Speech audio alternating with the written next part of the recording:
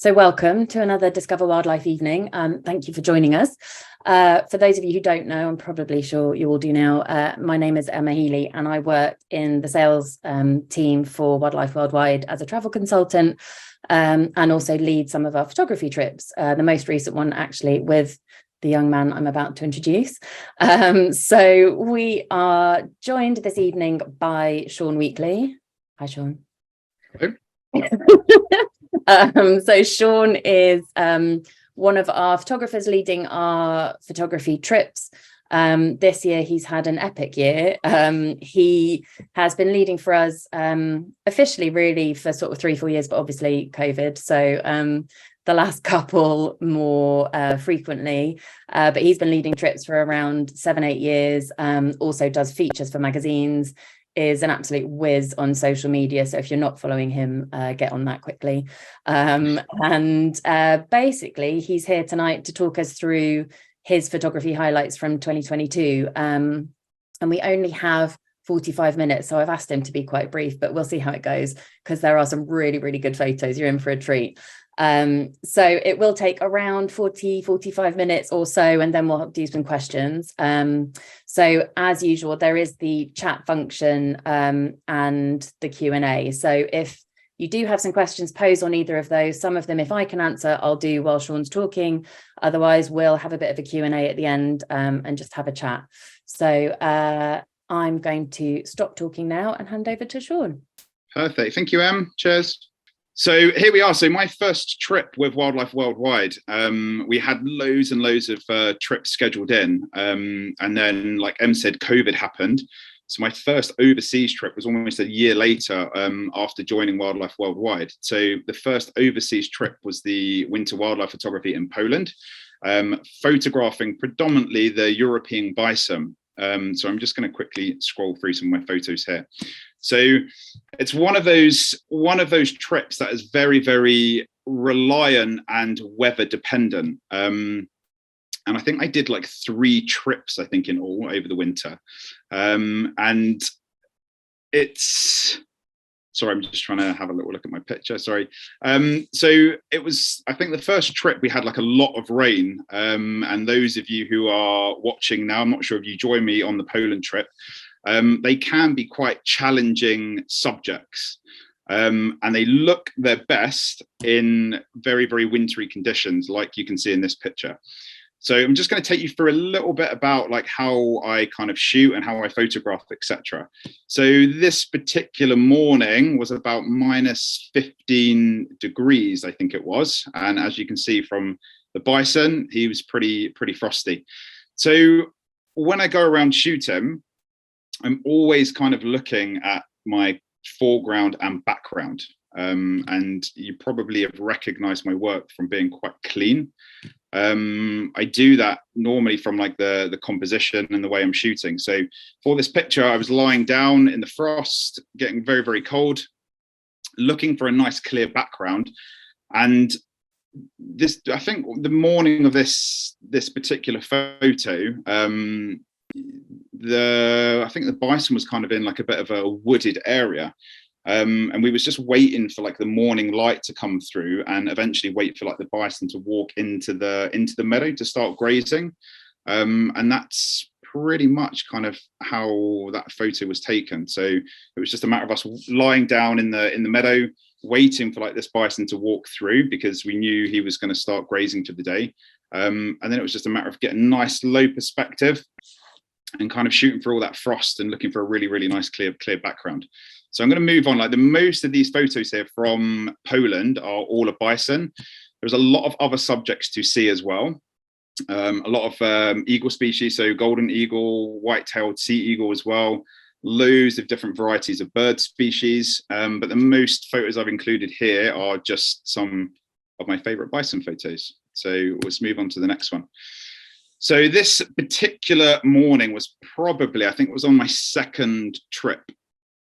And it was the only morning where we had some relatively decent snowfall.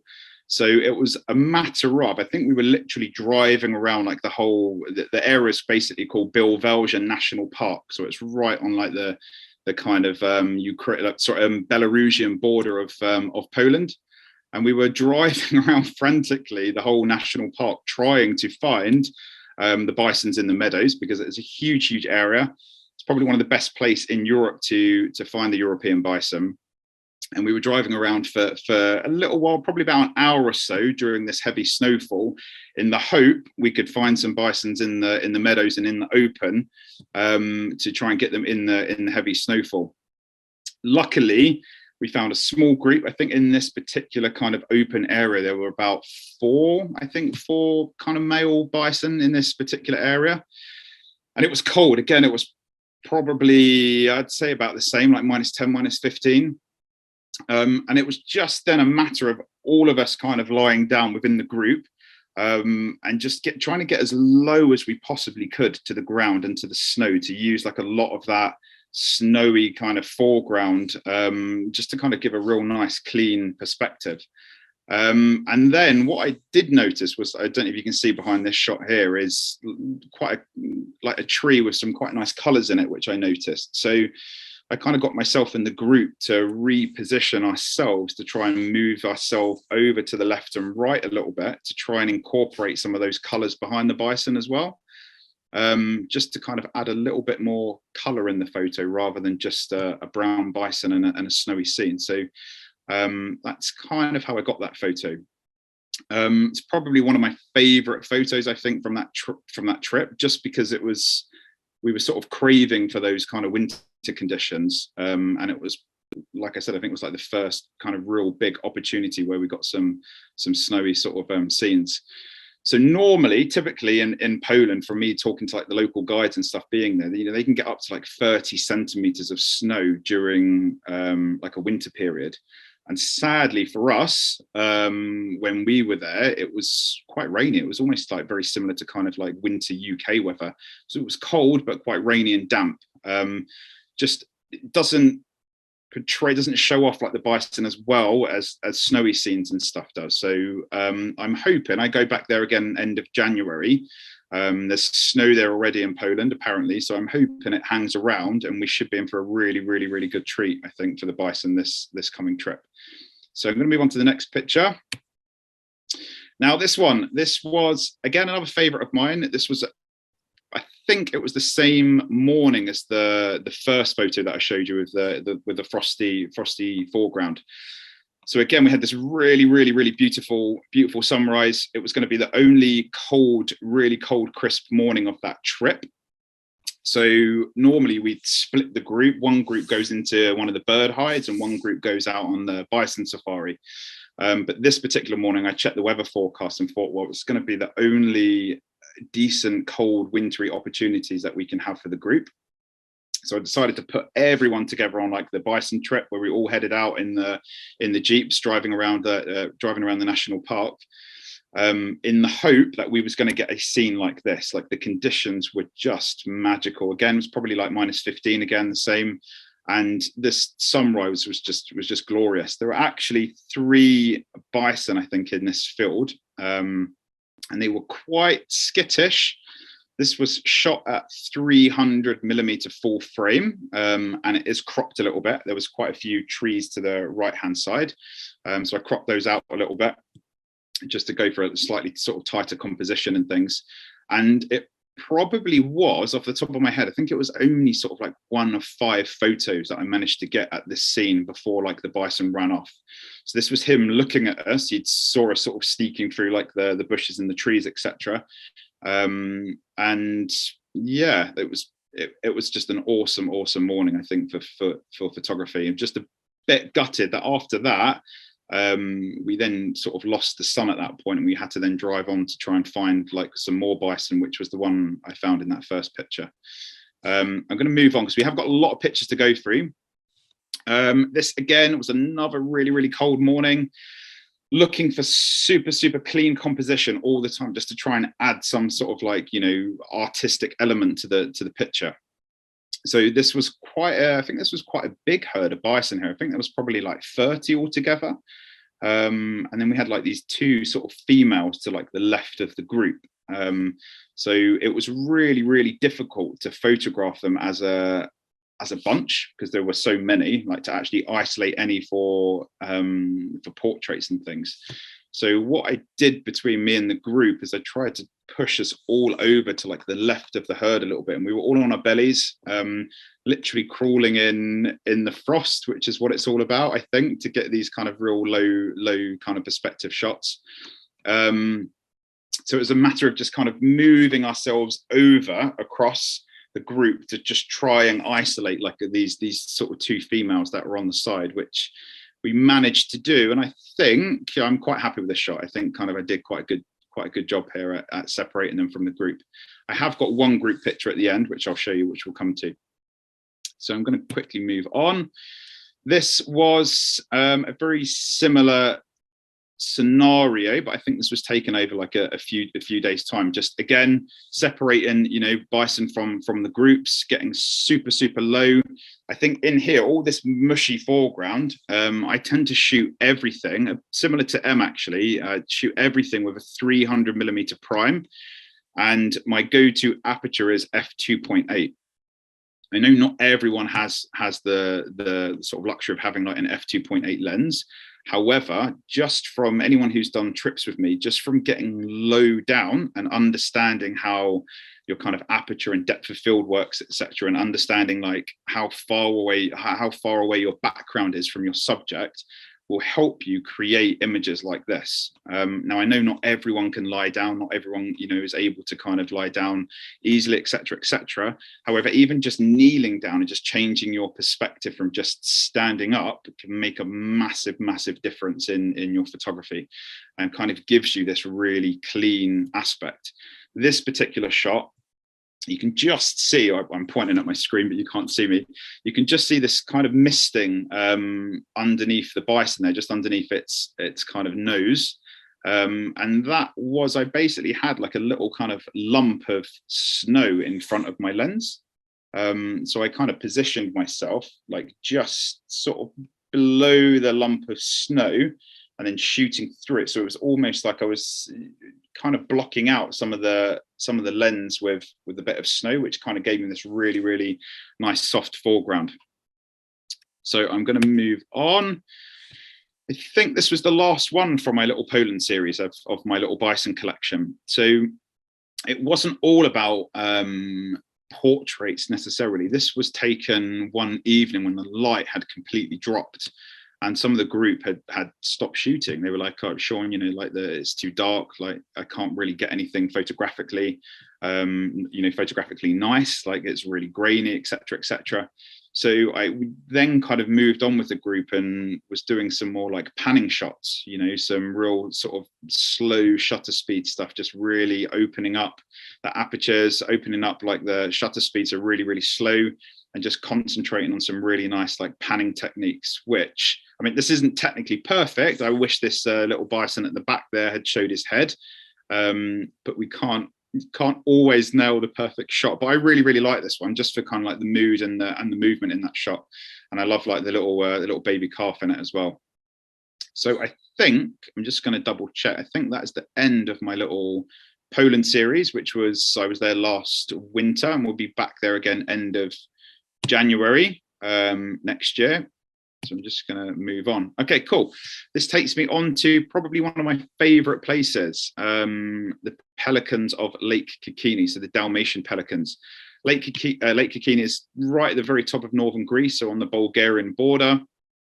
Absolutely gorgeous place. I've been going there for probably about, let me think, a good 7-8 years or so now, maybe a little bit longer. Pretty much every single year since I've been there, except COVID. And well, you'll see in a minute why it's one of my favorite places. It's year after year after year, it just produces just magical photos. And I think it's like a four-day trip, I think we're there for. Could be wrong. I mean, Em might correct me at the end. But we are just photographing Dalmatian pelicans. So the photography opportunities are endless, and the creative opportunities, because we're concentrating on just solely one subject, is crazy. And everyone that's done this trip with me has come away with some absolutely gorgeous photos. So I'm going to show you some of my favorites from Lake Kikini. Now this one, I've added this in. This is the edited version. I'm going to show you the before version in a minute, and then I'll kind of go back to the edited, and I'll explain how I shot this photo and how I processed it as well, because there was a lot of elements in this image for it to work. So this is the final shot, and I'll go through a little bit more in detail how I kind of went about it and the thought process behind it. So that's the raw photo.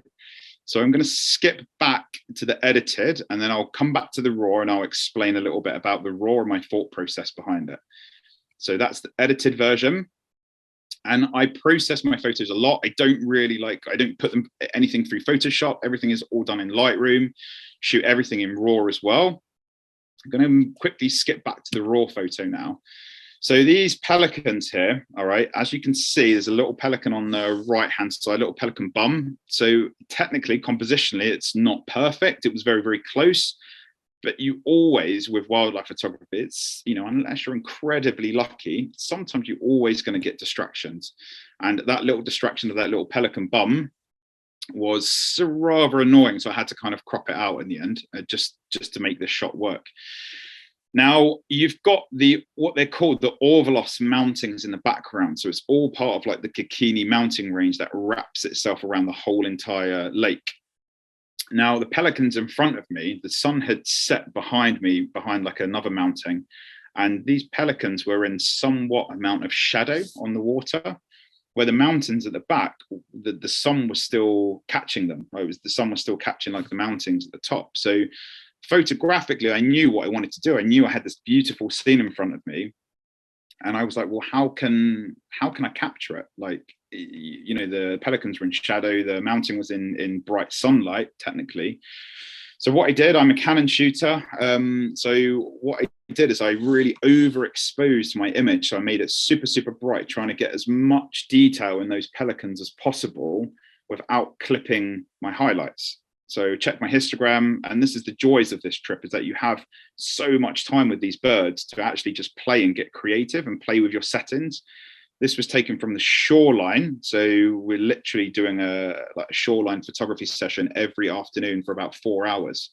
So, I could afford to kind of play around with my settings and stuff. So massively overexposed without clipping the highlights, knowing full well then that I had like the most dynamic range like in that scene. So I, exposed for the shadows, but also I knew then, because I hadn't clipped my highlights from overexposing a lot, because I checked my histogram, I knew then that all that detail with that mounting, I could basically pull back and recover, giving me this final, like really cool sort of high dynamic range. And this is probably one of my favorite pelican photos, not just taken from the trip last year, but probably like one of my favorite ones in like the whole 7 years I've been going there.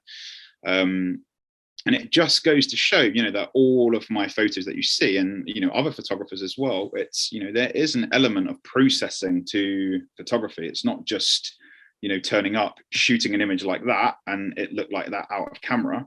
There is some thought processing behind it. And that's kind of where these trips are awesome to kind of learn these skills.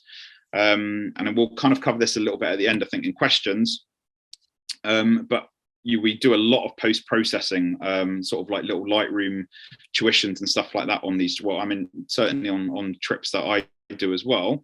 We'll sit around any free time, and I'll actually go through and show you how I edit my pictures from start to finish as well. And it's super useful. So anyway, I'm going to move on because I've got loads and loads of pelican photos to show you, because it is one of my favorite places. It's another favorite of mine, taken on a morning boat trip. So in the morning, you do 4 hours on the water. You then go back for lunch. We stay in a really, really beautiful Greek lodge. They feed you super, super well as well. Do 4 hours in the morning photographing the pelicans from a boat. And then in the afternoon, we do a shoreline session where we're photographing the birds from the land, from like the beaches around the lake. So this was taken during blue hour, just before the sun came up, fairly high ISO, like 6400 ISO or something like that. For kind of perspective wise, it was shot with a 70-200 f2.8 lens at 70mm. So that's how close like these birds are coming. So they're pretty much like following the boats, etc. in the morning. We're on like a traditional Greek fishing boat, so they kind of associate you with food, etc., giving us some like really, really good close encounters. So that's kind of how I took that image. There's a little bit more to it. You know, I saw all these really, really beautiful clouds in the mountains. So I knew that I wanted to get a lovely, lovely photo of one of these pelicans landing with like that scenic kind of mountain behind. So it took quite a few attempts, because the first few attempts where we were in a boat, you're naturally sitting a bit higher up to the water. And I kept getting like the horizon line there that you can see is really prominent horizon line underneath the mountains, kept cutting through like the pelican's head. And it was just distracting. It just didn't look very nice. It was just quite messy photo. So it took me quite a few attempts to try and get a pelican almost landing in the right position below the horizon, giving me this really, really sort of like clean perspective, this clean image. But yeah, that's probably another top favorite of mine as well, alongside the other one. To be fair, these are all my favorites. I think there's something about these pelicans and something about Kikini in Greece that it feels like home to me when I go back. The family and the accommodation are sort of welcome me with open arms, and you know, I know them all really, really, really well. Another photo of a pelican from the boat in the morning, again with the same mounting range as that, but just a complete different session. This one, this is at sunrise, just as the sun was creeping up above the horizon, so the light was still not that strong, a little bit dappled, but you get that kind of slight warm light coming through. Again, this was shot on 70mm with a 70-200. And ideally, like technically, it's not perfect. That you see that horizon cutting through the head there, but luckily, the pelican's eye is below the horizon, so it doesn't kind of ruin the picture too much. I'm going to move on because there's loads more. So, the reason I love Kikini so much is for this reason. All right, like that backdrop is just jaw-dropping. Like I said to you, every single year I've gone, without fail, people come away with almost like editorial award-winning photos. So much so that this image actually got picked up by like the Nat Geo France magazine, and it was a big double-page spread. They saw it on like my social media and contacted me because they wanted it. It was just quite a cool, different perspective. Now, this was taken again from the shoreline, and I wasn't actually that far away from the birds. I think off the top of my head, I was probably on around about 100mm, again on my 70-200, which gave me that perspective, those huge mountings behind. It just kind of pulled them forward a little bit more, adding this really, really cool dimension and backdrop to these pictures.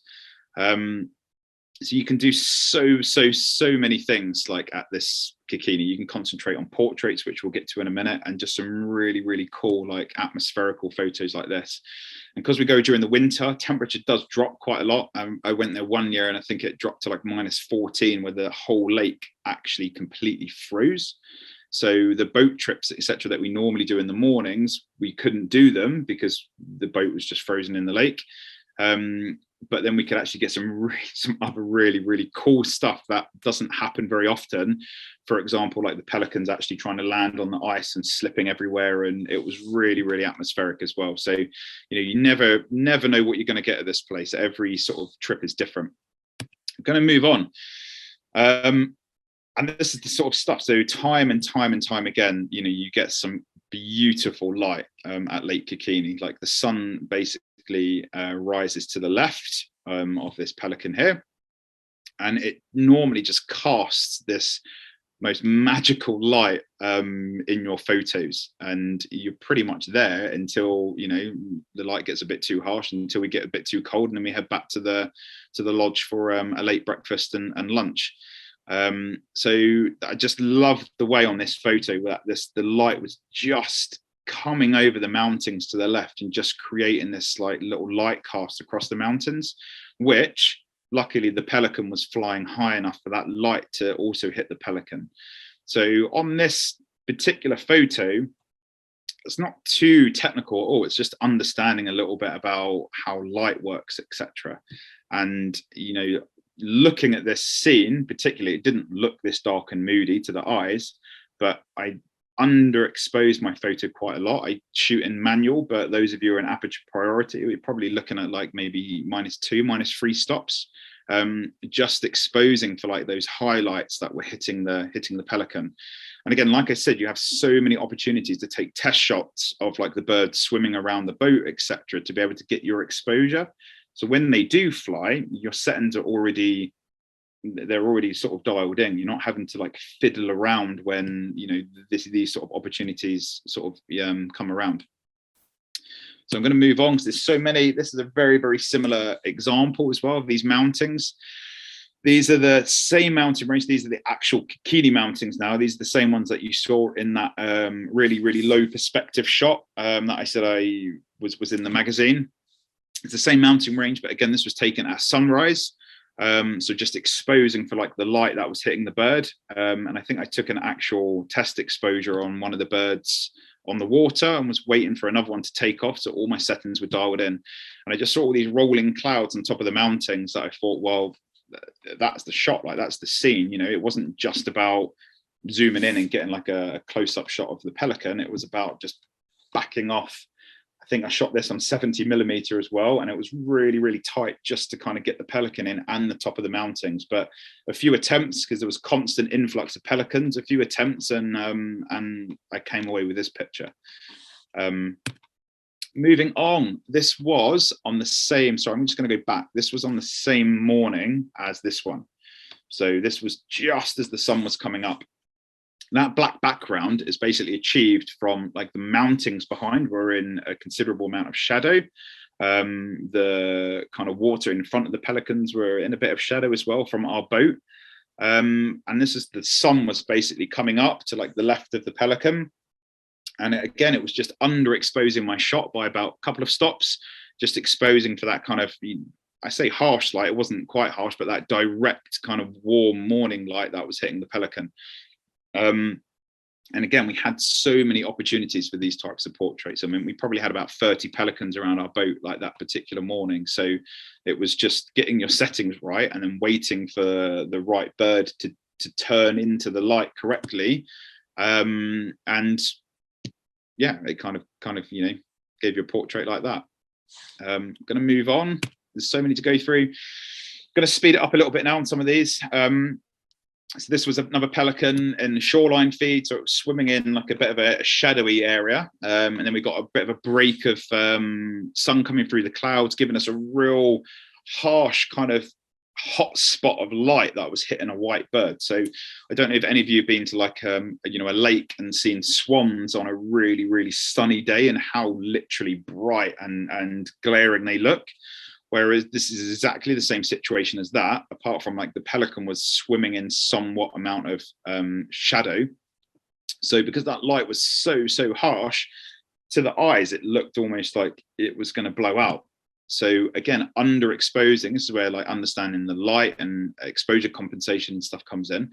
Underexposing, probably about, again, I don't know off the top of my head, like 3 stops or something like that, gave me all that detail back in the white pelican, but then also knocking everything else that was in shadow into darkness, basically. So, you know, when you have a good amount of light and a good amount of shadow and you know how to use it, you can create some really, really, really moody pictures almost in camera. This probably wasn't as dark as this. It was pretty dark, I would say. So when I put this into processing, it was just a matter of pulling the shadows down on my slider in Lightroom, just to make sure everything was quite dark. And then that was the final product. So again, shoreline feed. Sort of shoreline session in the afternoon. Pelican was just about to take off, and luckily, because again, like I keep saying, we had so much time to get our exposures right, I was concentrating on a portrait, actually, funny enough, of this pelican. Nice portrait, and then it decided to take off for me, and luckily, because my settings were correct, the actual portrait would have been quite boring in comparison to this shot. So the following one I've got as well is from the same series. So as the bird was taking off, I'll show you the next one. He then was just flying directly at me.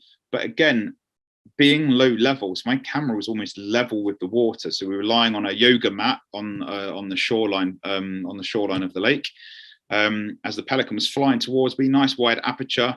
That sort of warm glow in the background is the trees in the distance where the light was still catching it. So in the evening, and again, just that nice low perspective and just being ready for your shot, which we have the opportunity to do, can create some really, really dramatic pictures like this. And this one, to be fair, was quite a lucky shot. I was, like I said, I was concentrating on a portrait of this where he had his wings down and then he just decided to take off, flew straight at me, and luckily my shutter speed was fast enough. And then that's kind of the resulting picture. Moving on, so you've got opportunities for portraits as well, like this, real tight, close portraits. This was 300mm full frame, and that's pretty much it for that one, really. You've got so many opportunities here at this lake on this trip. It's just, like I said, it's just one of my favorites. It's incredible. Another moody portrait as well, 300 full frame again. And then also you can get really, really creative. I think at one point we had loads of, probably like 40 pelicans like in front of us at the shoreline. And a lot of the group was saying, oh, Sean, I'm really struggling to get portraits, because a bit like the bison at the beginning, it was really, really hard to isolate like individuals. It was hard to try and get nice portraits like this, because there was so many bunched together. So we were then concentrating on just some more creative shots, like, close-up shots of like the feet, of like the beaks, of like the really cool dramatic head feathers like that these birds have. And this was kind of like one of the resulting pictures. And then you have the opportunity to, again, a bit like that bison one at the end, just to get creative, just to play. Once you've got all these really, really cool shots out your system, we've got so many photography sort of sessions during this trip that you can afford to spend a whole afternoon just slowing down your shutter speed and just getting really, really creative and just making more artistic pictures rather than just kind of snapshots.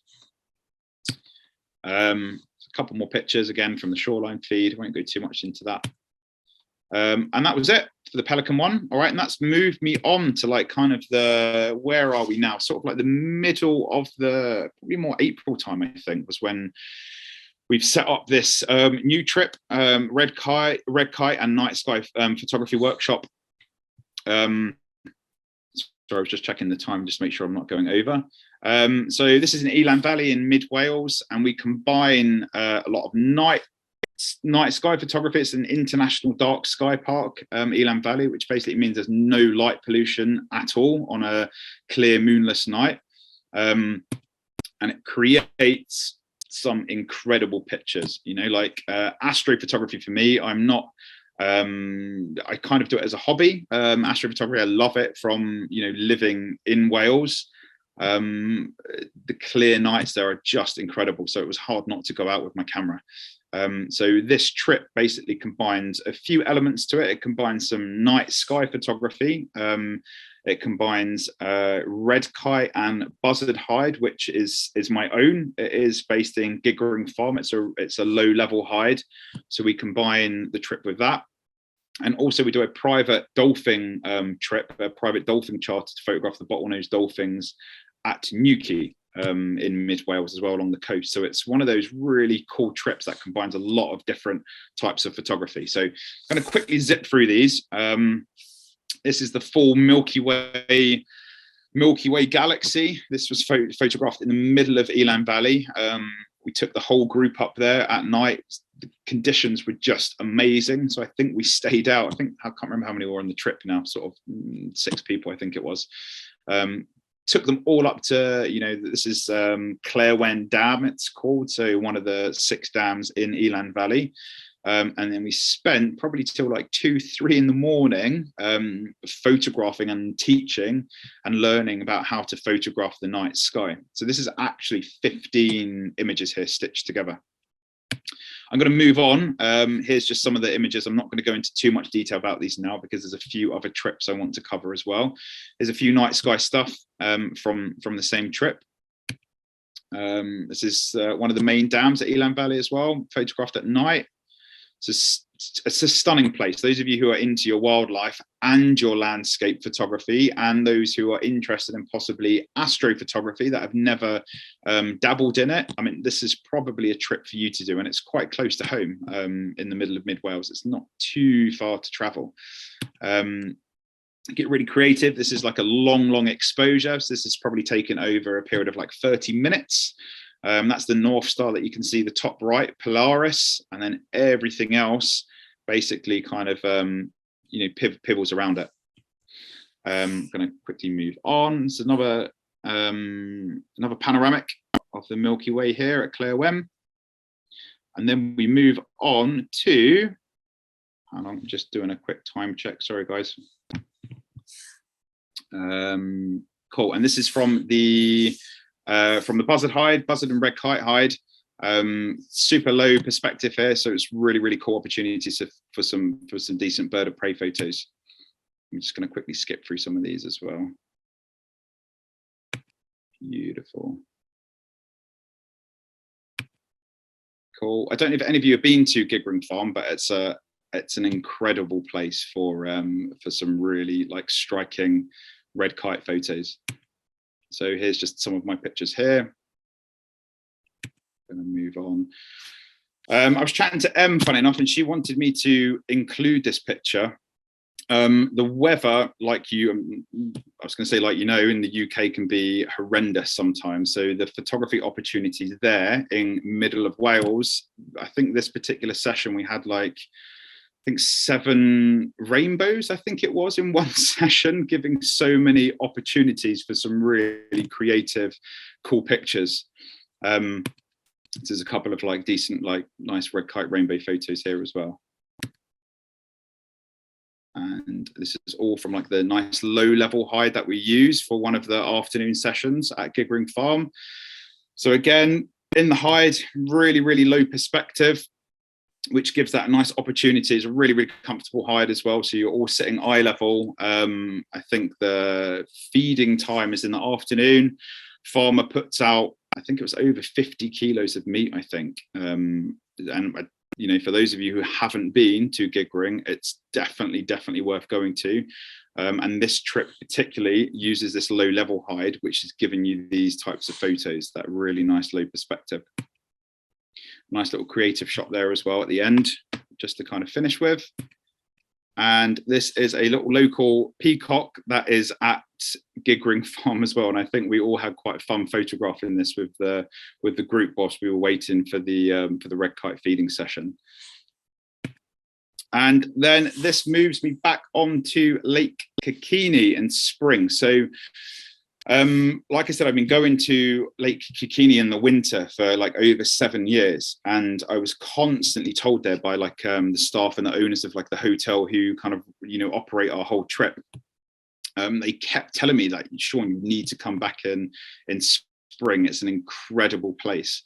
It's like over 350 bird species or something that basically nest and come to Lake Kikini in spring and migrate, and it's completely different from the winter. I mean, the whole lake basically transforms. So the whole lake floods, all the surrounding fields and meadows basically flood, giving lots of kind of like deadwood, driftwood, trees that are coming out of the lake, etc., that all the birds use as nesting material. So I basically spoke to Wildlife Worldwide and said, look, I'd love to put a trip together here. Like, this place is just magical in the spring. So last year they sent me there on a recce trip, just to kind of check it all out to see whether or not it would work for a photography holiday. And I was blown away with the opportunities there. It was completely different from the winter. Normally you can't really, during the winter you can get so close to the pelicans. In the spring, this trip is not so much about the pelicans, it's about all the other kind of wildlife that's around during that time of year. So I'm kind of gonna sort of go through some of those species there. So you've got some like cormorants, you've got massive kind of like nesting cormorants here. So you can see here how like the lake is completely flooded, leaving all like these trees coming up that all these cormorants, spoonbills, squacko herons, night herons, Spoonbills even. The place is just completely full of nesting birds. So we then kind of go out on the boat through the morning, etc., and we can literally go in and out of like the whole kind of nesting birds, and literally just stop off and photograph them if we see them. And again, you've got that just absolutely gorgeous background, with the birds in as well. So I'm going to scroll through. I think I included this image just to show you kind of what the sort of scenery includes, really. So some little heron chicks here that we found in one of the nests, which was quite cool. So literally pulled the boat right up to them. Got these really cool pictures here as well of them. So this was all during the little recce I did. Some spoonbills here as well. Little night heron. So again, on the boat, you can get really, really low towards them, get some really, really nice close portraits. And some bee eaters here. So along the bank, along the river that feeds basically Kikini, it's home to like the European bee eaters. They literally nest there during the spring. And what we do is, or what I did, sorry, on the recce trip, was set up some like pop-up hides.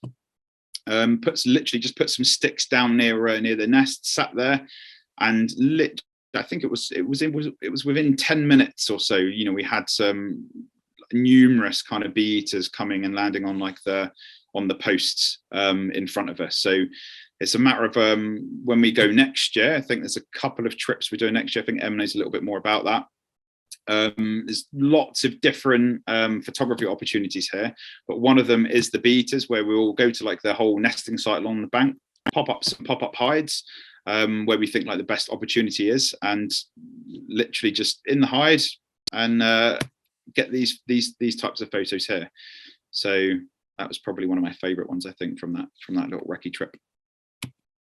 So I took this was just a screenshot from a video, and this was to also show you that this is the harbour where we get the boat from at Lake Kikini. And along this harbour wall here during the spring, it's basically home to loads and loads of kind of macro photography. So for Em, it will be amazing. She loves her macro photography. But predominantly the main species here that I came across, and I've sort of seen them a couple of times now there, is the Balkan green lizard and common lizard as well. And the place is stacked full of these lizards that basically sort of live alongside the wall and then down in all the bushes there as well. So in the spring they come out, and we have so many macro opportunities for these Balkan green lizards, and the photos that these produce were just incredible. Me and our local guide, when we were there, we had so much fun, and literally it's like 10 minutes from the hotel. So the amount of opportunities that we can get on this trip to photograph these little reptiles that are very photogenic was quite a lot. So I'm going to move on to my next picture, which is probably my favorite one. So again, this was getting really, really low down to the wall, camera level with the wall, looking for a nice clean background, really, really wide open aperture. And I was just waiting for this little lizard to pose for me. So there he is in all his breeding colors. And they're just such photogenic little reptiles. It just makes me smile because it was just a really, really, really cool place.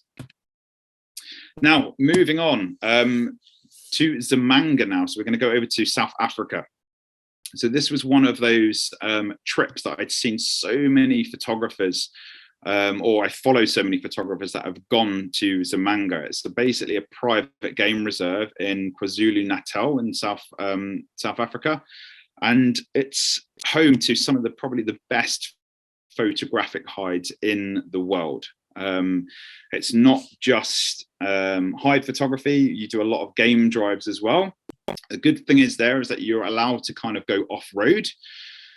Some of the animals there are also microchipped as well, that they do for conservation reasons and for tracking, etc. So you can actually some morning game drives, you can go and locate specific animals like these cheetah here, for example. So I'm going to show you a few of my top photos here from Zamanga, including some of like the photos from the night photography hides as well, which are one of like the specialist hides there. So this was our first game drive that we did, and I think we were out for less than an hour when we spotted this, like I think it was like a 12, 13-month-old leopard cub. And this was one of the first photos that we took as we approached. This is 300mm full frame. Just trying to include a lot of the environment in the picture. And I was blown away. I think 1 hour on the first game drive, and we came across this little leopard cub. I mean, I the rest of the trip had a lot to live up to. You know, if the first session was that good. So I'm going to show you a few shots from this series. So this was as soon as we pulled up, 300 full frame, like I said, and I was trying to include like a lot of the environment in the photo, you know, rather than just zooming in with like a, you know, 500-600mm zoom and getting a really, really, really tight shot. I kind of just looked at the bigger picture and was just trying to include some of that habitat in that photo, giving this nice kind of perspective.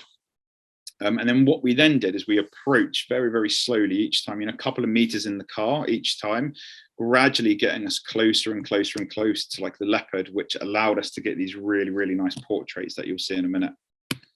So this was the next shot from the series as we pulled forward. So again, 300 full frame, and just a little bit tighter. So from one subject, we were allowed to kind of move the vehicle around, etc. We could really, really like make the most of like the photography opportunities that, you know, sort of going off-road allowed us to do.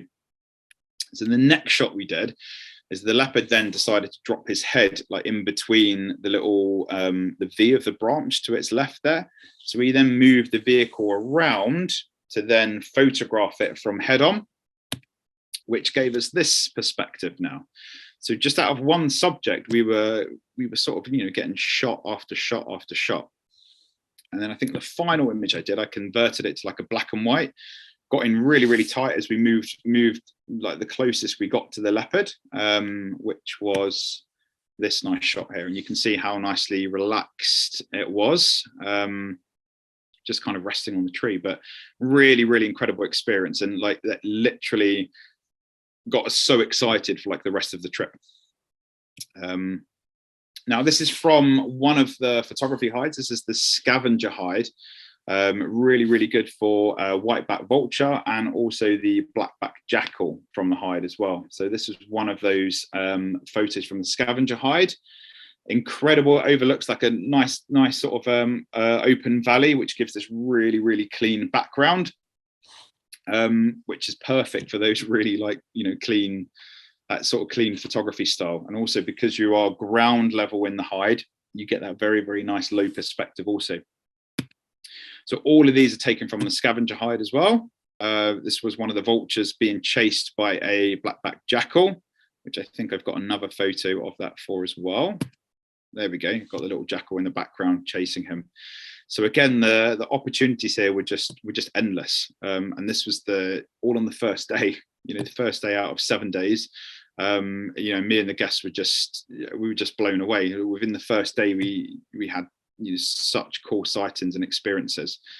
I'm going to show you a couple more photos, I think, from the scavenger hide here. This is one of the blackback jackals, like having a little lick of each other after feeding. It's a really, really beautiful picture. I really like this one. Let's move on quickly because I'm very cautious of our time here. Again, nice low, simple portrait. Nothing too technical about this, you know, taking in like the rule of thirds, open spaces. Again, getting really nice low level. I think the jackal was actually just like listening to us clicking away our cameras.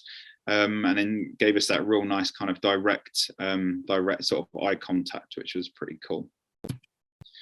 Now, this is probably one of the pictures that you've seen go over social media a lot. Like Wildlife Worldwide have shared this a lot as well, advertising this talk.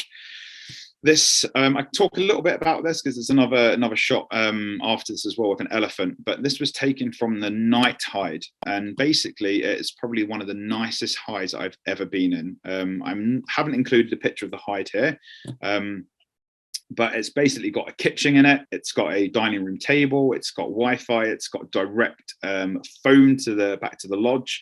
It's got 2 bunk beds with fresh bedding in every single hide session. And then you've got some really nice computer chairs, some Benro tripods and gimbal tripods that the hide comes with.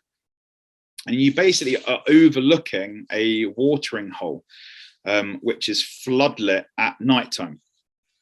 So what happened here was we had this most gorgeous night sky. The moon hadn't risen yet. The trips that we have planned for next year coincide with a new moon period, so there will be no moon during that time. So the skies should be their absolute darkest. So the night sky should actually be better than this picture here. So what I did, this is a in-camera double exposure. So I basically had took, I could see the beautiful night sky in front of me. The floodlights were turned off at the time. All right, so I basically took one shot in camera, 6400 ISO, f2.8, and a 25-second exposure on a tripod. I got my composition, you know, right in the first place, doing to incorporate as much as that water as possible as well. Took this shot, and then I knew then what I basically had is an overlap of that night sky on the back of my camera screen. So it was then just a matter of then waiting for a subject to gladly come in and have a drink.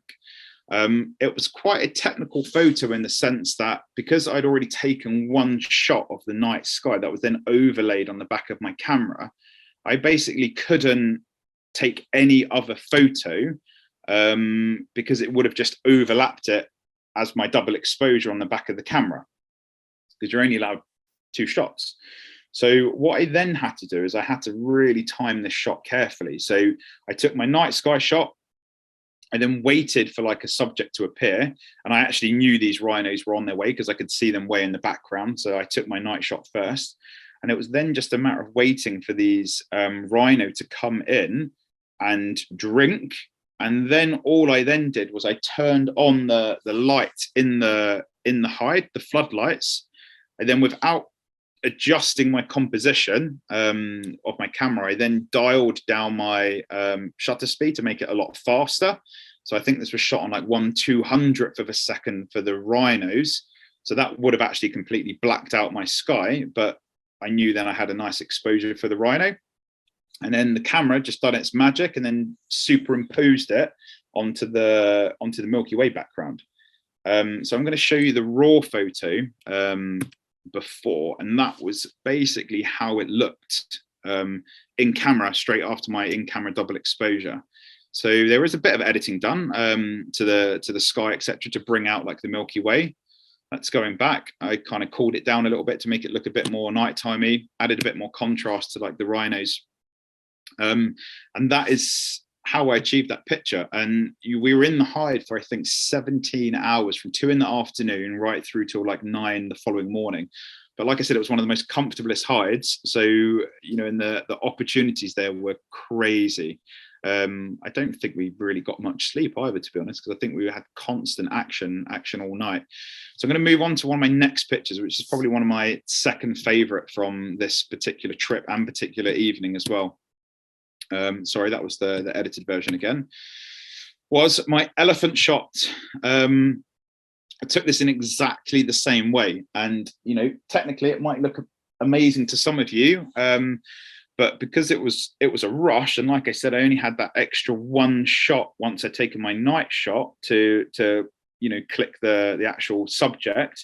I tried to time it when the elephant was drinking, and typically he just stepped away, and my shutter speed was probably only on about 1/80th, 1/100th of a second for the correct exposure on for the floodlights. And that's kind of why there's actually a little bit of movement in the trunk there and on its front foot. But the good thing is about this hide is, like I said, we have so much time there that, you know, achieving these photos is quite easy. You know, I kind of went through all like Milky Way photography, astrophotography, double exposures, etc. with the group whilst we were there. Some of them got some really beautiful shots as well. But I'm just really looking forward to like the trips next year during that new moon period, where the sky will be even better, because the photography opportunities are crazy. There's even been photographers that have had, you know, a serval come in at night time, leopard, lion families. So I mean, you know, imagine getting all of those photos with that night sky behind would be something very special. I'm going to quickly move through some of these Zamanga photos now. So this is sort of just after sunset with the floodlights on. A couple of Cape Buffalo, mum and baby here, like coming down for a drink. So, like I said, you know, even with the floodlights on, you can get some really lovely pictures as well before the stars come out. One really amazing thing about this trip is the opportunity to get out of your vehicle and photograph cheetah. So this was a cheetah family here. This was mum and 3 cubs. They were all around sort of a year old. And we had the opportunity there to find them first, and then actually get out of the vehicle, approach them cautiously, carefully, respectfully. And we could just sort of sit down with them, not crazy close, but we could sit down with them and just watch them. So again, photographically, it just produced so many opportunities for us to actually physically move around and position ourselves, you know, into like the best position for photos. And, you know, you don't always get that opportunity on other safaris. You know, sometimes you're very limited to just being stuck in your vehicle, and you can't really move around, and it can be quite frustrating sometimes if you haven't got like a nice background or there's a tree growing out of something. So this was one of those pictures taken then. Going to move on, and again, also here getting really low, because we were out of the vehicle, we could lie down, giving us this really nice sort of low perspective. This was one of the cubs having a little clean. The red there in the foreground is just the really sort of red rich soil that Zamanga is sort of known for. Again, little leopard cub walking towards me, lying down, really low perspective. Moving on. And again, also getting out of the vehicle. This is probably the highlight, I think, for the Zamanga trip. You know, you're not going to get out of the vehicles for likes of like the leopards and lions, etc. But for things like the sort of you know, cheetah, the giraffe here as well, as it was coming for a drink. You know, I wouldn't have been able to get this photo if it wasn't, you know, if I wasn't allowed to get out of the vehicle and just lie down, you know, given that really nice low perspective as the giraffe was drinking. Let's move on. And again, here as well, getting nice and low to the ground. Sunset, this was the same giraffe as it was walking off. I just shot this from with a 70-200 instead, and pulled back to 70mm to make it look smaller in the frame.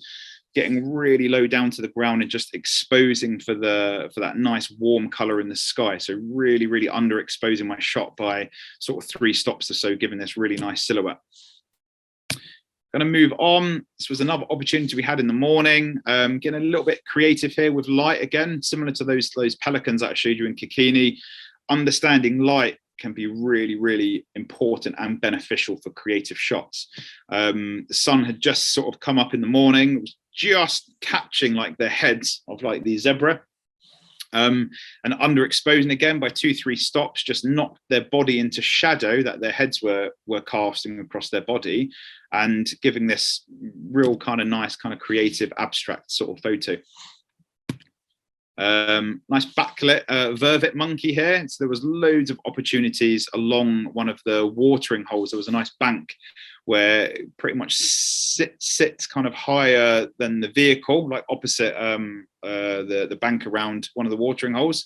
And it was just full of vervet monkeys. So it was, you know, they pretty much live in that particular area in the trees and things. So most evenings we could go there if we wanted to concentrate on like backlit photography of the vervet monkeys. And, you know, we got some absolutely incredible photos along that bank. So again, just exposing for the highlights, similar to that Pelican photo I showed you, really underexposing for that real harsh kind of backlight, knocks the shadow into more darkness, and you get this really sort of nice creative rimlet effect. Nice elephant crossing here. Again, we were out of the vehicle for this. We could see the elephant crossing on the other side of the river. Really shallow that time of year. So I kind of asked the guide if it was safe to get out of the vehicle. He said yes. We were really far away. This was, again, 300 full frame at a distance and a crop as well. But we were all kind of lying just on the bank. There was loads of kind of, sand next to us as well. So it was perfectly safe. This elephant was just, having a nice like river crossing, drinking whilst walking as well. And again, including like a lot of this environment is what makes that picture quite special, I think, for me. Just including that nice environment just kind of brings back quite a lot of memories, that picture. Just going to move on. And this one. Beautiful light. And the good thing about Zamanga is that all of the guides out there, the safari guides, are all photographers themselves. So I will try my best to help position the vehicle in the best possible position for photos, but also the guides will try and position the vehicle in the perfect place for opportunities like this, because they're photographers themselves. They sort of understand about the light composition, trying to move the vehicle into lower dips, etc., like to give low perspectives and things, creating really nice photographic opportunities for us, like this particular session here with the female greeting the male. All right, I think this moves on to my last slide, so I'm going to whiz through this, and then I'm sure we've got loads of questions to go through as well, which Em's trying to put together as well. So this was a trip, South Luangwa Photo Safari. This was in Zambia, South Luangwa National Park. I got back, when did I get back from here? I got back last Thursday it was. Absolutely incredible trip. I did 3 weeks out there. So it did have 3 separate Wildlife Worldwide groups coming out. The first trip, each trip was between 10 to 11 people we had. I did the first trip with Brett Charman, co-guided it with him. And then the following 2 weeks after that was with Ben Sutcliffe as well. And then I think Emma was out there also with 2 separate groups. So, I mean, I think, yeah, at one point we had the whole entire camp we were staying at. It was all Wildlife Worldwide trip. So absolutely magical experience this place was. And the photo opportunities were endless. I think in the end I ended up doing over 3 weeks, was like 42 game drives in a row or something. So it was crazy, very crazy. This was on one of the first mornings, some yellow baboon walking across the road, taken in a very similar way to that vervet monkey. So really quite harsh light on the track. Sun was just sort of above the trees at the back. You can't see it, but really underexposing that photo again, just looking for opportunities as the baboons were running across the road. We stopped the vehicle, and I think we had so many opportunities here for pictures. I got so many different photos here. The group weren't too keen initially on like backlit photos because they just wasn't something that they'd really seen or heard about. So when I told them, like that light is gorgeous, let's try underexposing your photo by a good sort of 2 or 3 stops, and they were the ones that actually wanted to stay in the end because they were starting to see like the results like you can see there. So we ended up spending a good 15, 20 minutes or so with like these yellow baboons. They were just sort of playing and feeding around the track. One really amazing opportunity that we had here in the national park was photographing the hippos. We could actually get level with the river. The river this time of year is considerably low, so there are crocodiles and stuff around as well, but this particular part of the river we were on, the water is so low next to us, but basically the hippos are right in the middle of the river, and they have basically dug themselves a hole so they can actually sit nice and low in the water. So we could actually lie on like the sand next to on the riverbank and get really, really, really low one evening to photograph like the hippos as they were becoming more active, ready to go out and sort of feed for the night. It was probably one of the highlights, I think, for me, like in Zambia. I mean, hippos are impressive animals anyway, but being able to like get level with them and almost be kind of in their habitat and environment and just lie with them and watch them go about like they're sort of like yawning, they're grunting, they're sort of fighting was incredible, and it produced some magical photos. So I'll show you a couple more here. Again, same thing, always getting nice and level. So my camera was level with the water here, using the back of the bank of the opposite side of the river as a backdrop. And I was trying to get super low that I could then get like the hippo above the sandbank. So again, I wasn't going to get that sort of distracting horizon line cutting through the subject. And it was super active this time of night. They were constantly yawning, giving us endless opportunities for these sort of nice yawning photos. And then here's one here. I think that was like, again, 300 full frame, again, really close, this one. But yeah, I mean, they're quite strange looking creatures when you see them like that, I think. But again, same thing, really nice and low. And then unexpectedly, what we did have, once we were photographing these, just to the right of the group of hippos on the opposite side of the bank were a group of elephants that had then come down to drink in the evening, like producing this shot. And again, because I was already nice and low level to the water, it could give this really completely sort of low level kind of perspective photo. So, you know, the heads are all above the horizon, got that real nice reflection in as well. So that was a really nice treat. I think they ended up crossing the river as well in the end. But yeah, I really like that picture. I converted it to black and white as well. The color version didn't look as nice. I don't think, like the sand and stuff like that had a lot of like green and shrubs in it and things on the opposite side where they were standing in. So converted it to black and white, and it kind of really, yeah, again, it's one of my favorite photos. Last few pictures here, I think, and then I'm almost done with all of these. So wild dogs. South Luangwa is well known for its wild dogs, or painted wolves. And I think during the trip that Em was there as well, we had like some really good wild dog opportunities before the pack ended up moving off. And I think they ended up sort of moving on sort of 50-60 kilometers away. This was taken during our sundowner. So after our evening safari, we stopped, have some nice drinks, some alcohol drinks, some snacks and things. And then what had happened was that this wild dog pack started to walk towards us along the beach below us. And these were basically lit from one of the other safari vehicles that was viewing them with just their headlights on. And I think they had one of their spotlights on as well. So this was, again, 300 full frame, and it was quite a tight crop as well.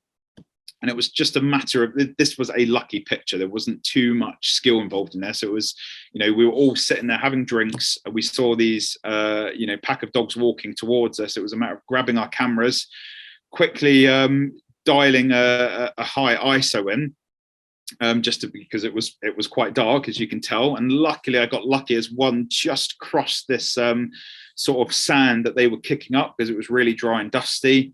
The light from the vehicle was catching that sand, and I got this really nice backlit photo of one of the dogs walking through. Technically, it's not perfect or anything. The shutter speed was like, I think 1/30th, 1/40th of a second handheld.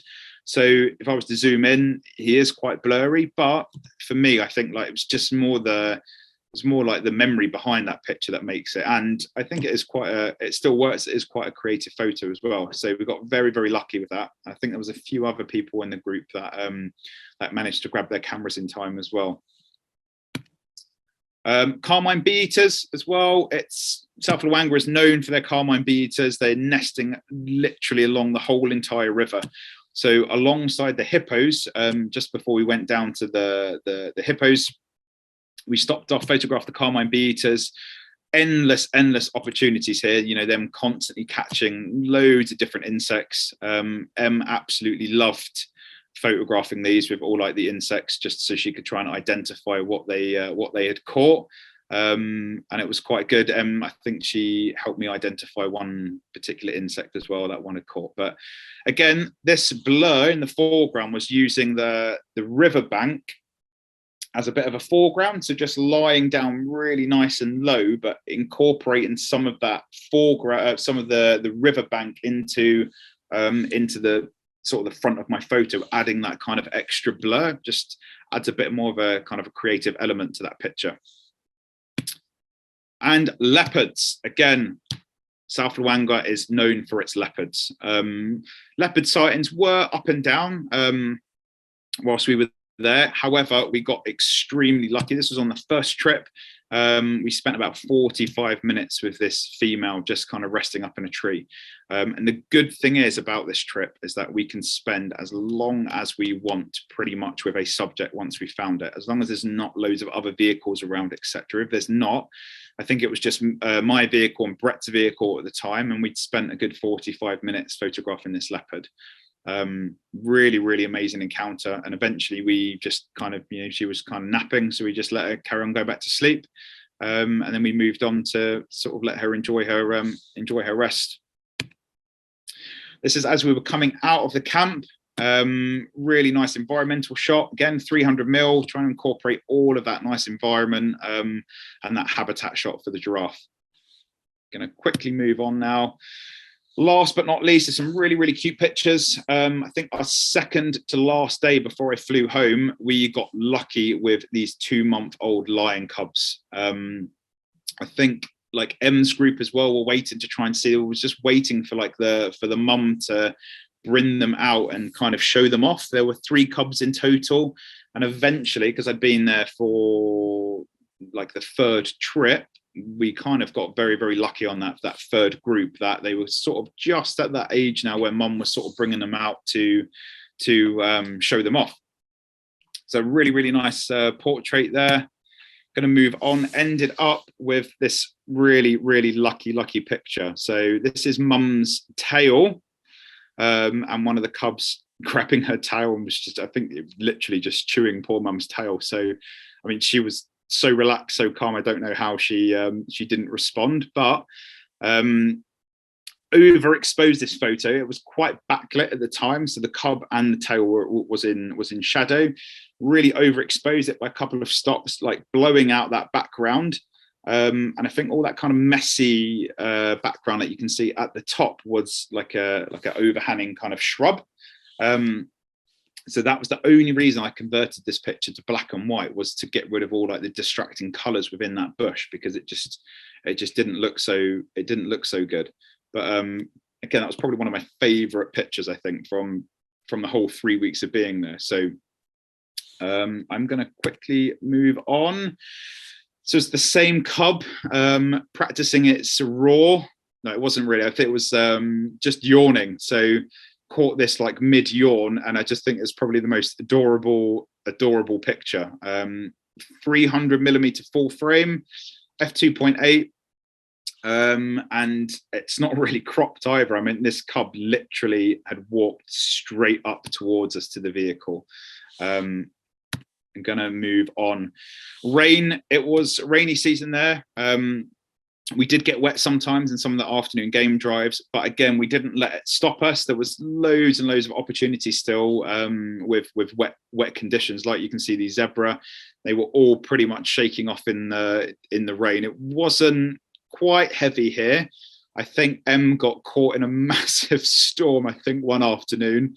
I think she ended up having to cut the game drive a little bit short because it was hammering it down. But even during the rain, I was pretty much quite adamant with the group that we should still stay out and, look for opportunities in the rain, exactly like this one. Nice oxpecker portrait.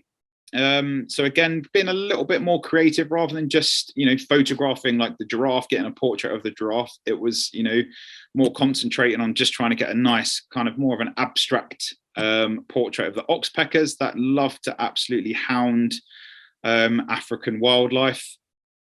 Won't go into too much detail about that picture.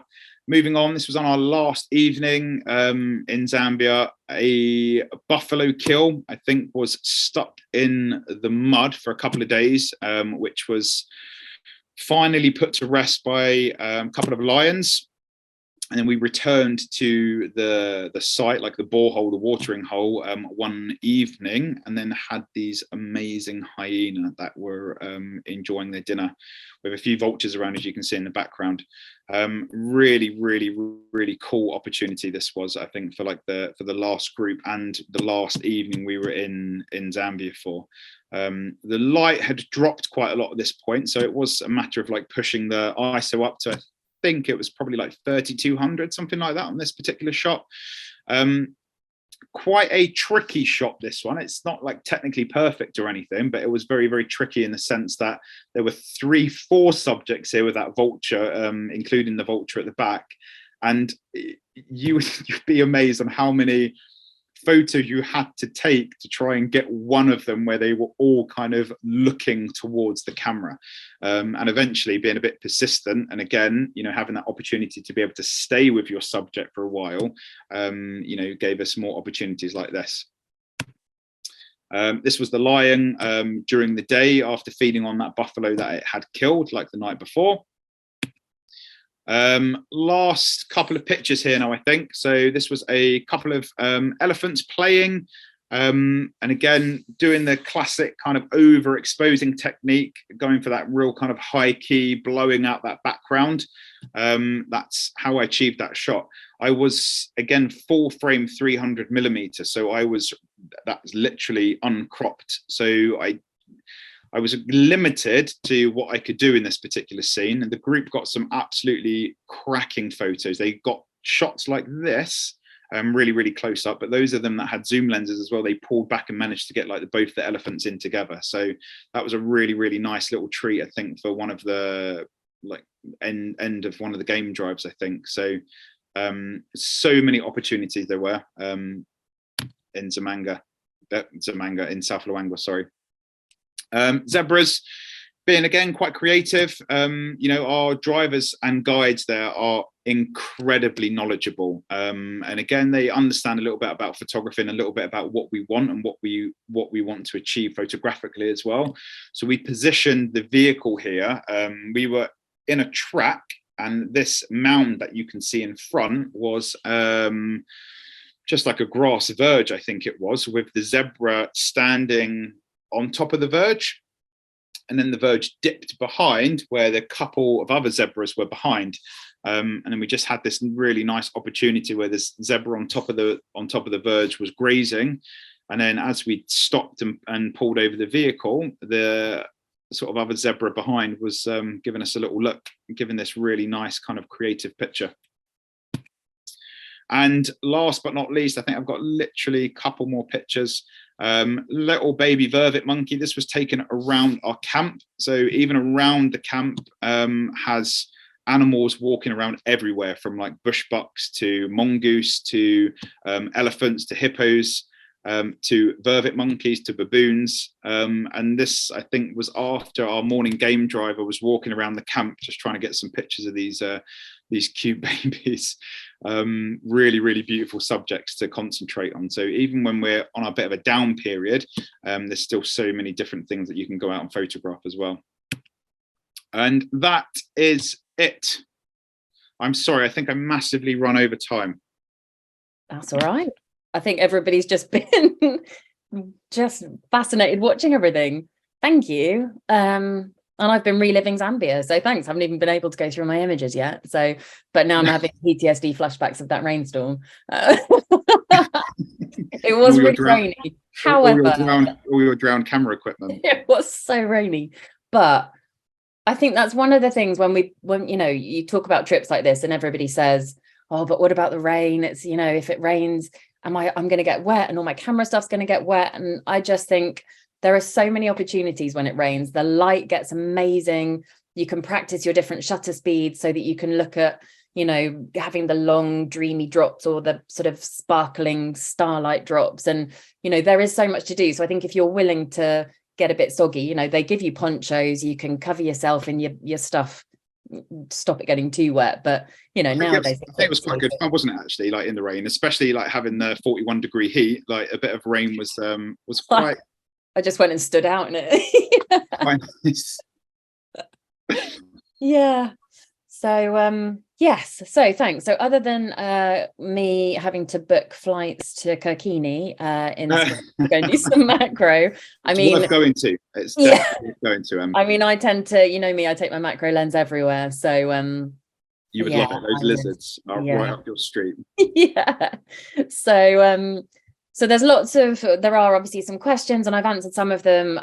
And some people talking about lenses. So obviously I've said you generally use your 300 2.8, and I the same. And I think it's really interesting when you were talking about the elephants, because I think that's one of the main things I always try and say is, no matter what everyone says, which lens shall I take? And I thought whichever one you've got with you is obviously your best one at the time, and you just go with that. We were talking earlier about an elephant shot that I got in Zambia because I should have had my other lens on me. I didn't. They started throwing dust and I had to just go with what I had. And then part of it is that you then look at things slightly differently, and it gives you that opportunity. So I know you kind of favor that one. But there have been a couple. I was going to say, like, sometimes it has its advantages, doesn't it? Like being with a fixed lens, because it makes you have to think outside the box, don't you? A bit like your elephant photo that you took, was just be creative. Yeah.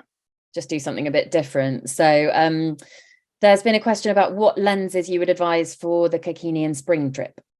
Cool. So again, it's probably going to be one of those trips where every sort of a lens would be beneficial. So a nice wide angle lens, so 16 to 35 mil equivalent for some of those nice landscape photos. A mid telephoto lens, so something between kind of a 24 to 105 or a 70 to 200, and then probably a super telephoto lens, so something like a 1 to 400, or going into sort of your 400 mils above photos. Perfect, thank you. And a couple of questions. So one about, can't even remember where it was now, Poland must have been, when it was -15 and when it's really cold, how does that affect your equipment? Because obviously there's when we're somewhere hot and then there's air conditioning and there's all that to think about, but when it's really cold, is there anything that you do differently or anything to protect it? Or not really. I basically just have like the lens coats, I think, on the 300 prime, and then it was just a matter of when we're going in and out of the vehicle, we don't have any heating on, so that is probably the thing to remember on that trip. So it is a matter of wrapping up warm, because even when we're out in the cold and then we're going back in the vehicle to drive around, we don't have the heating on for that reason, so we don't fog up our lenses. But apart from that, like the actual temperature itself, didn't really notice any difference with regards like lens fogging and stuff like that. It was, that's pretty much why we have like the heating off in the vehicles and stuff, just to make sure like when we then stop off again, that our equipment is kind of used to that temperature. But I mean, it's pretty robust, isn't it? It generally can withstand I think a lot less than that. People take it to Antarctica and good knows what, and they're generally fine. It's more just the changing temperature, I think you have to be quite careful of. Cautious of. Yeah. So we had some questions, especially about the Poland ones with your exposure and you overexposing. Do you use spot metering or evaluative, or do you just kind of do it manually? Or so I shoot probably 95% of my stuff in manual, so actually in manual mode, so I'm complete sort of in control of my actual exposure. So I have my camera on evaluative metering, but I'm kind of almost telling the camera what exposure I want. I'm not really relying on anything kind of like automatic, but you kind of evaluative metering really I'd stick to. Don't know if that's a question really, but perfect. Can I just say, I'm going to ask another couple, but Anne, I know you're raising your hand and I've got absolutely no idea how to do anything about it, but can you type your question and then I'll ask it, please? Right, in the meantime, what is your favorite animal to shoot? And it's a twofold. What is your favorite animal to shoot? And what has your most successful photograph that's been shared globally been? Oh, shared globally. Or my favorite subject. My favorite subject, this is gonna, out of all the places I've been to, it's got to be the pelicans. There's just something about them that's just, Thought you might say that. just endless opportunities, and the location at the ring just time and time again produces just exceptional photos. Like I've tried to kind of show you in the presentation. A picture that kind of went global would probably be, I got a really nice picture of a golden eagle fighting with a red fox. Really lucky opportunity that I had in a hide in Spain. And yeah, that kind of made it kind of all over the place really, but that was just a lucky encounter. That elephant one's done quite well, to be honest. That's kind of, been going a few places, the elephant and the Milky Way photo as well. So fab. And then conversely, what is the most disappointing shoot that you've been on and why? Ooh, disappointing shoot. That's a good question. Probably, and I'm trying to sell it because it's an amazing trip, my Wales workshop. But because where I go there all of the time in my own hide, in my own time, I've had a few sessions there where the weather has just been diabolical, and it's been rain coming in and all sorts of stuff. So that's probably one of the worst things. Just dealing with the Welsh weather, I think. Yeah, I think that's just standard, isn't it? Yeah. That's why the rainbow one's so lovely. That's it. Well, yeah, but then it gives you opportunities like that. Exactly, you've got to make it worth it somehow, right? It's worth enduring the rain for the break of sun that comes through. Speaking about Wales, someone's asked what area of Wales the dam was in. So mid Wales it is, so literally about 30 minutes north of the Brecon Beacon, so a place called Elan Valley. It is literally right in bang smack in the middle of mid Wales. In the middle of nowhere. Is. Lovely, sounds perfect. Hence the no light pollution. Dennis wants to know about lenses. Dennis, I am going to come back to you tomorrow about the tripods, but I know Sean's answered a lot of that today anyway.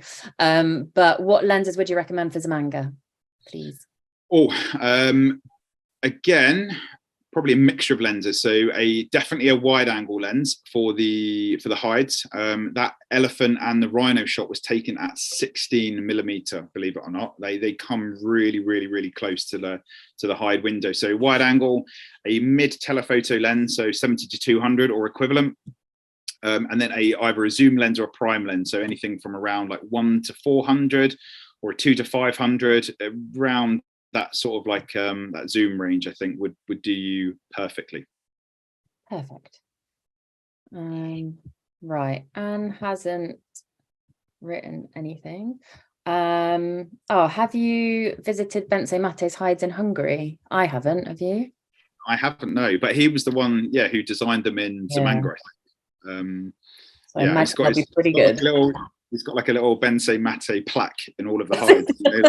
His little signature signed off, yeah. Like one of those blue plaques in London. Exactly that, yeah. Bless him. But no, I haven't been to his ones in Hungary, but I've heard them. No, me neither, but I've heard they're good, so worth a go, Serena, if you're anywhere near.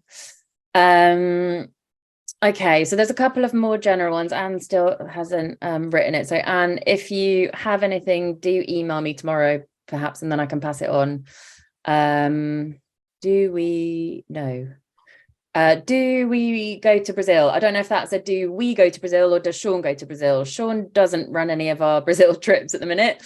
I have just run a couple, which Brazil's Big Five, and we've got 2 of those departures next year as well, which mainly focus on jaguars and anteaters and lots of macro stuff in the evenings, if you come with me, obviously. And also we saw porcupines and giant river otters. So yeah, it's a fantastic place. So we run a number of trips there anyway, but we've got 2 particular photography trips, September, October. So worth checking those out, Trish. And then what was the other one? Yeah, Sarah. So the level of photographer, I mean, it's an interesting one. I think a lot of people really worry about it, and you don't have to even be a photographer to come on a photography trip. Generally speaking, the only difference is you've got one of us in the front of the vehicle sort of trying to get it into a good enough position or helping you out whenever you need it. You know, like Sean said, we'll do Lightroom sessions at lunch, or if you want to do any image reviews, we're basically there, you know, to help out where we can. But if you're not a photographer, you're still very welcome. You know, we get some people who one person's a photographer and their other half comes with an iPhone or just a pair of binoculars, and that's absolutely fine. So, you know, coming along as a beginner is better, because then, you know, you can get the advice, decide how you want to do it, and then, you know, find your style. So it really kind of depends what you want out of a trip, but you know, you don't have to be a semi-professional or know everything about your camera. It helps if you don't have the same camera as the guide or the same make, maybe bring your manual on your phone. That would help, because sometimes, you know, things like Sony and Olympus to us Canon users are slightly alien. Tricky, I don't know. Complicated. No. Yeah, thank you. Actually, thinking of that, there was another question about the double exposures, and I don't know if you know this, I'm not sure, but the Sony system, do you know if it is just a Canon thing? I mean, I'm fairly sure you can do it on all systems, but I think you can. I think, like, I know Nikon, you can do it. I think it is the more modern cameras now. You can definitely, I think, do, like, you know, in-camera double exposures. Yeah, worth having a look at the manual, I think. If not, it's not the end of the world, because, you know, you can always basically take 2 separate shots. For those of you who are, you know, considering Zamanga or coming to Zamanga, you can take 2 separate shots, and then you can basically just do like quite a simple merge in Photoshop or Lightroom, so you kind of get exactly the same effect as well. So it's not like the end of the world if your camera doesn't do it. You can still achieve the same look. Yeah. Oh, Sony doesn't have double exposure, unfortunately. There you go. So yeah, so take both. You know, there are different ways of doing it. It just means it's a bit more post-processing, unfortunately. Definitely. Yeah, you know, it's not like the end of the world. It's what happens when you buy a Sony. Canon. So Jonathan's asked about silent shutter or mechanical. Now you don't have the option of the electronic shutter yet, do you? Sean hasn't made the jump. Sadly, I'm still a big clunky 1DX Mark II, so it's literally like a machine gun sometimes. So I have to be very careful in hides, for sure. But then it's actually quite good sometimes, like that Blackback Jackal, because you know, the noise of my camera makes it look, and everyone gets a nice photo head on. So it has its perks. Yeah. I mean, you can set it to the kind of quiet, slow mode, but it massively reduces the number of shots per second. I've got the R5, and I do tend to use it on the electronic shutter, and that's mainly because it's quiet. It takes more per second, and also if you use the mechanical shutter, it can reduce the life of the camera from lots of reviews. So I've kind of gone with that, but who knows what's real and what's not. So I think that is probably everything, all the main questions. So if there are any more, Sue will collate everything afterwards, and we'll get it all sent out to everybody. Sean, if you can put the last slide. Thank you. There we go. So there are people asking about Chris. Please don't worry, Chris is currently in Antarctica, the lucky thing, so don't feel sorry for him. So special offer on for the next couple of weeks. So if you book any trips with Sean, it's £100 off per person with that code. So just email sales@Wildlife Worldwide, or if you go onto the website and request an itinerary, then one of us will come back to you over the next couple of days. But anything booked before the 13th of December, just make sure you mention that code and let us know. I will put the poll up, which I should probably have done. Sorry, I'll do that now. So I'm going to launch a poll which will ask you which of the trips you would like. If any of those, then you can just say yes on that, and you'll get sent the itinerary. So most of those, I think, have spaces still for next year. I know the winter wildlife one is full for 23, but I think we've just released 24. Kirkini definitely has some spaces on both. So just let us know and we can come back to you over the next few days on that. But anyone, I know there's quite a lot of people on here who have already traveled with Sean, so you know you're going to have a good time. So our next evenings are, we've got Nick Garbett talking about the Falklands and South Georgia on the 6th of December, which I think is scarily next week. And then, I can't quite believe it. We're still in Africa time and suddenly everyone's talking about Christmas. And then Discover Yellowstone with Nick on the 7th of February. So we are just putting together some new talks for the new year. So more information about those soon. So keep your eyes peeled. And thank you very much. Thank you very much, Sean, for putting together a presentation very quickly after you got back and got over the jet lag. Thank you very much, everyone. I hope you enjoyed it. Everybody's saying, everyone's saying they did. Thanking you very much. So thank you very much. And thanks for joining us tonight. And then hopefully see some of you next week. All right, guys, have a lovely evening. Bye. Bye.